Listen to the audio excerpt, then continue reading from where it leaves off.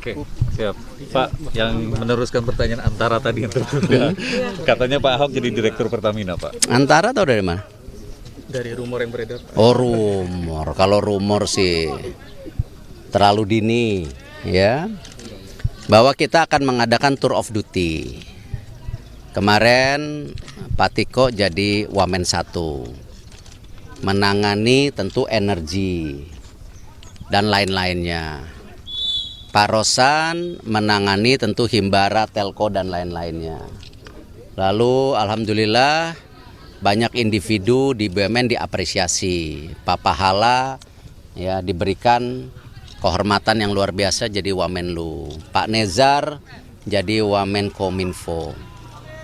Ini saya senang sekali ketika talenta-talenta terbaik BUMN bisa dipercaya.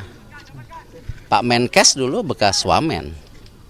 Ya, kemarin juga Ketua Badan Pangan Nasional Pak Arief bekas Dirut di BUMN. Pak Silmi Karim, ya, Dirjen Imigrasi bekas Dirut di BUMN. Bagus, ini hal yang positif gitu. Nah, mengenai tentu perubahan-perubahan di organisasi yang ada di BUMN, terutama di perusahaannya, ini belum jadi keputusan. Kita sedang review mana yang terbaik gitu, ya. Dan tentu bukan berarti hari ini besok, ya kita lagi review dulu gitu, mana yang terbaik gitu. Jadi jangan percaya rumors dulu, terutama Antara. Tapi Pak Ahok berarti salah satu yang direview gitu, Pak? Semua dirut direview, kan kebetulan ada pergantian Wamen. Ya para Wamen saya beri kesempatan mereview gitu kan, supaya Pak Wamen Tiko sedang mereview juga klasternya. Pak Rosan kemarin saya lihat baru pulang dari Amerika, udah 2-3 hari kurang tidur mereview klasternya. Bahkan mulai Senin Pak Rosan, Pak Tiko udah manggil direksinya. Karena ini kan semua review. Karena ada pergantian Wamen.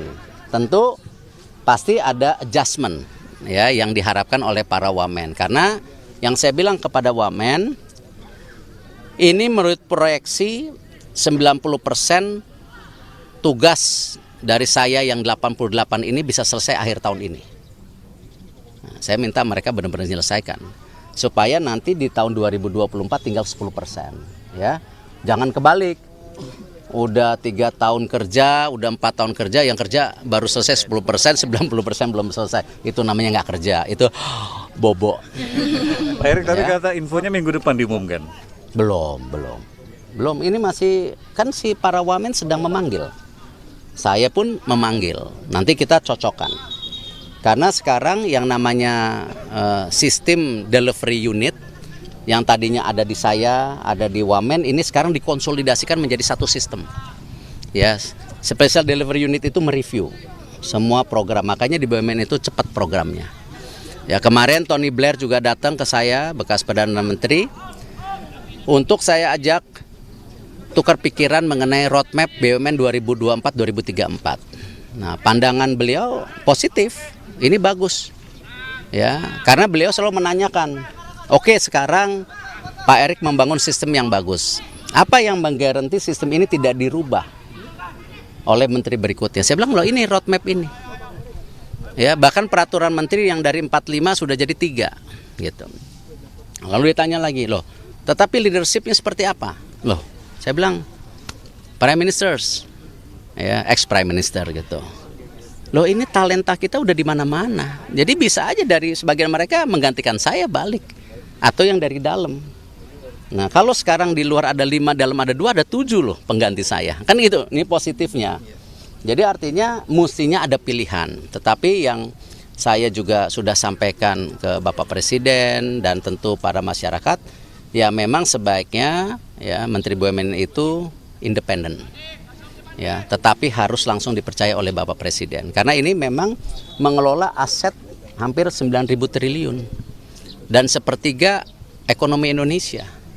Kalau ini korup, ya, apalagi kita sekarang sudah berikan dividen terbesar sepanjang sejarah hampir 80,2 triliun. Yang dimana program-programnya kita bisa lihat sekarang apa? Ada program stunting bagi ayam telur, itu lewat RNI.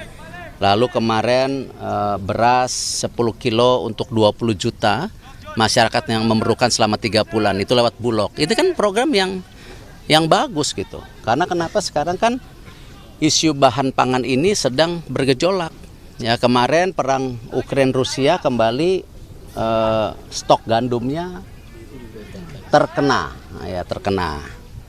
Itu kan berarti apa? Ada shortage gandum lagi. Nah, ini kan bisa naik lagi harga gitu. Nah,